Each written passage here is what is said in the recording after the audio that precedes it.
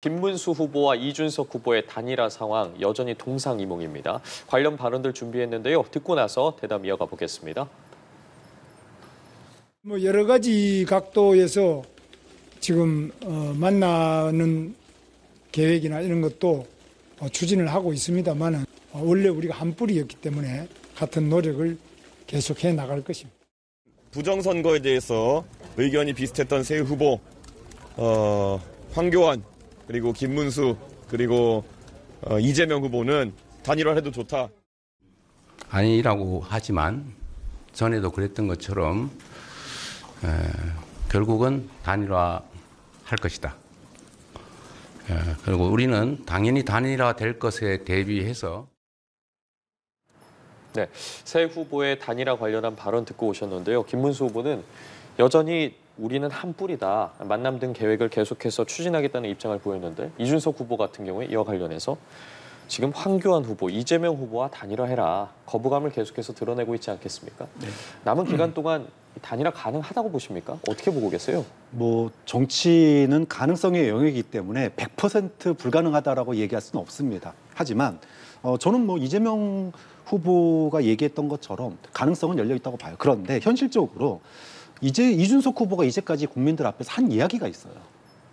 단일화하지 않겠다라는 얘기를 한두 번 한 정도가 아니고 방금 영상에서도 보셨다시피 부정선거론에 취해 있는 그런 후보들과의 단일화는 명백하게 선을 그었습니다. 이 얘기는 또 며칠 전에 지난 TV토론에서도 노무현 전 대통령을 언급한 부분도 굉장히 저는 인상 깊게 봤는데 그 얘기는 그 누구도 넘지 못했던 소위 지역감정. 그 당시에는 지역감정의 벽을 넘은 정신이 없었습니다. 그걸 넘고 대통령이 되신 분 아닙니까? 그런 점에서 현재 보수와 진보 이 모두의 문제점 속에 본인만의 길을 지금 걷고 있는 거거든요. 그런데 소위 말해서 총리나 당권에 넘어가서 자신이 이제까지 해왔던 새로운 보수의 길 이걸 갖다가 버린다? 글쎄요, 저는 과연 총리나 당권이 새로운 정치를 만들어가고 있는 이준석 후보는 미래가 되게 많은데 당장의 눈앞의 이득 때문에 그것도 단일화해서 이긴다는 보장도 없는데 만약에 단일화해서 지면은 완전히 이준석 후보는 정말 본인이 이제까지 쌓아놓은 그 10%의 지지율이 다 날아가는 거거든요. 그럼 단일화해서 이겼을 경우에는 충분히 고민해볼 측면이 있겠지만 좀 그런 측면에서 산술적인 합산으로 역전이 가능하다라고 김문수 후보 측에서는 이준석 후보를 끝까지 당신 그러다가 우리 지면 모든 책임 독박 쓰는 거야 이런 얘기를 하는 거고 이준석 후보는 그래도 나는 간다. 이런 뉘앙스라고 봐요. 그런 점에서 새로운 보수의 길을 걷는 이준석 후보의 뚝심이 과연 단일화에 또는 선거 패배 책임론에 굴하지 않고 완주할 수 있을 것인지 이 부분은 현재로서는 이준석 후보가 양쪽에 떡을 쥐고 고민하고 있는 상황 아니냐 이렇게 평가하고 싶습니다. 예, 저희가 앞서 일정표를 통해서 보여드린 것처럼 어제가 이제 25일이 대선 투표용지 인쇄 시작이 됐습니다. 사실 지금 보고 계시는 것처럼 투표용지 인쇄 시작 전까지 이제 단일화를 할 수 있냐 없냐 1차 시한으로 이야기하지 않았겠습니까? 일단 지났습니다. 지나고 나서 오늘 어쨌든 김용태 비대위원장이 이준석 후보가 단일화 반대 입장을 하는 건 아닐 것이다. 단일화를 위한 전제 조건을 제시해달라라고 이야기를 했거든요. 이준석 후보가 이에 어떤 반응을 내놓을 거라고 보십니까? 기존 입장과 달라지지 않을 거라고 보십니까? 달라지지 않을 겁니다. 그런데 이제 이렇게 냉정하게 보면요. 후보 의지라든가 명분 차원에서 보면 단일화는 어려울 겁니다. 그런데 현실론적으로 보면 또 이게 가능할 수도 있습니다. 자, 보면 이제 수요일부터는 여론조사 금지, 공표 금지 기간입니다. 그러면 이제 내일쯤 나오는, 오늘 오후나 내일쯤 나오는 여론조사가 있을 겁니다. 근데 이게 여론조사가 지난주와 달리 또 김 후보의 상승세와 또 이준석 후보가 보합 내지는 동반 상승을 놓고 봤을 때 이게 연대해서 이길 수 있다라는 가능성을 넘어서 이기는 지표가 나와버리면은 이거는 이준석 후보에게 명분이 생깁니다. 그거는 왜냐하면 단일화라는 것이 제가 이제 말씀드렸지만 이제까지 우리 90년 이후 선거 주요 선거에서 6번의 단일화가 있었는데 6번 해가지고 5번은 단일화한 팀이 이겼습니다. 딱 한 번 진 것이 2012년 문재인 전 대통령과 안철수 후보의 단일화였고 나머지는 다 단일화한 팀이 이겼습니다. 그 얘기는 뭐냐면은 특히나 선거 막판에 갈수록 선거는 흐름과 기세의 싸움이기 때문에 막판에 극적으로 펼쳐지는 단일화는 그야말로 선거의 판도 전체를 뒤엎는 태풍의 눈이 될 수가 있기 때문에 이준석 후보 입장에서도 그건 내가 뭐 공동정부가 안 되고 총리가 안 되고 뭐 당권이 어떻고 하는 건 다 이제 그런 건 가치 싸움에서 보면 그거는 이제 명분이 안 돼요. 안 되는데 그거는 민심의 압박은 명분이 되는 거죠. 그렇기 때문에 저는 정치는 현실이라는 말씀을 드리고 또 하나가 뭐가 있냐면 만일 이제 이준석 후보가 이번 대선이 끝났는데 의미했던 뭐 세 자릿수 표, 두 자릿수 표가 안 되고 한 자릿수에 머물렀는데 막 말 그대로 이재명 후보와 김문수 후보가 5%포인트 이내에서 격차가 나서 김문수 후보가 졌다 할 경우에 보수의 적장자를 자임했던 이준석 후보 입장에서도 상당 부분 부담이 될 겁니다. 그리고 이재명 후보가 절대 권력이 됐을 때 의석 3석의 개혁신당 이런 군소정당으로 과연 정부의 돌파가 열릴까 현실적인 고민도 할 겁니다. 그래서 저는 어찌됐건 데드라인은 내일 모레로 봅니다. 왜냐하면 사전투표가 시행되고 난 다음에 단일화는 의미가 없습니다.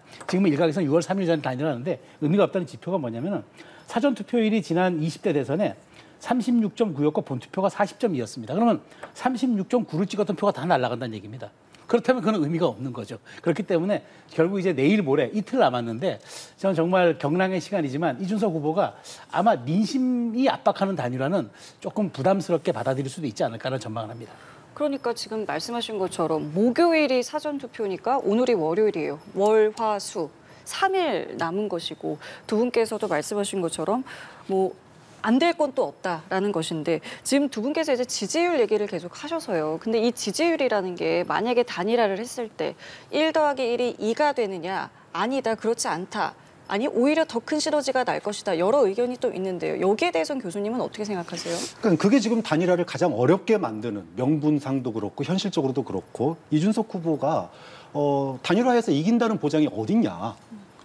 만약에 단일화했는데 졌다. 그러면 아까 말씀드렸던 것처럼 새로운 보수를 자임하면서 정말로 오로지 개인의 힘으로 10% 가까운 지지율을 올린 건데 이거 날리는 거 이건 정말로 자신의 정치 자산을 다 날려먹는 거거든요. 좀 그런 점에 있어서 그동안의 여론조사에서 단일화를 했을 경우 김문수 후보로 단일화했을 경우 이준석 후보의 지지자의 절반이 김문수 후보를 찍지 않는다는 거고요. 또 이준석 후보로 단일화됐을 때는 김문수 후보의 지지자의 4분의 1이 이준석 후보를 지지하지 않는다. 이게 이제 공통된 여론조사의 결과들이었습니다. 단일화를 했을 때. 그런데 아까 이제 최수영 평론가께서 말씀하신 것처럼 여기에 변화가 생기려면 단일화를 했을 때 이제까지와 다른 변화가 나와야 돼요. 김문수 후보로 단일화든 이준석 후보로의 단일화든 이 결과가 정말로 붙었다는 정도까지 또는 역전됐다라는 결과가 나와야지 이준석 후보도 단일화할 수밖에 없는 압력을 받는 겁니다. 그런데 지금과 같이 단일화를 했을 경우 새로운 정치를 갈망했던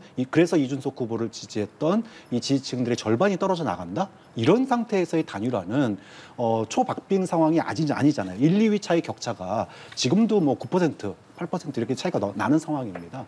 그렇기 때문에 그런 상황은 결국은 오늘 내일 나온 여론조사에서 후보 단일화됐을 때 보수가 이길 수 있다는 초소한의 가능성이 나와야지 현실적인 결과로 이어질 거고 만약에 그 가능성이 나오지 않으면 저는 단일화는 실패할 가능성이 높다고 봅니다. 그러니까 단일화를 안 해서 지게 될 경우에 이준석 후보가 책임론에서 어쩔 수 없이 이제 가질 수밖에 없다라고 조금 전에 말씀해 주셨는데 또 교수님 말씀은 근데 단일화를 한다고 해서 이게 화학적 결합이 되겠느냐 1 더하기 1이 반드시 2가 안 되면 또 어떡하냐 이 얘기를 하셨어요. 그러니까 이준석 후보가 지금 갖고 있는 지지율에는 이중적 성격이 있습니다. 하나는 이제 이른바 반 이재명을 하는 반명을 표방하는 세력이 지지율가 여기 포함돼 있고 또 반윤을 표방하는 또 여기 그렇죠. 지지율도 여기 포함돼 있어요. 이게 이중적 성격으로 갖고 있는 그 지지율인데 그러다 보니까 어찌 보면은 이제 합리적 보수가 김문수 후보에게 지지를 빠져나가는 사람들을 막아주는 댐 역할도 하고 있는 거고 그다음에 그 반 이재명 그러니까 이재명